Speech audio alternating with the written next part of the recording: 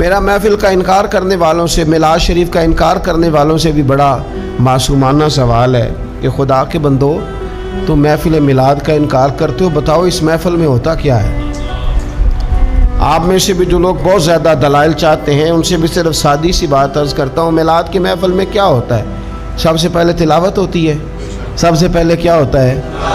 پھر اس کے بعد تقریر، پھر جی سلام، پھر آخر میں لنگر۔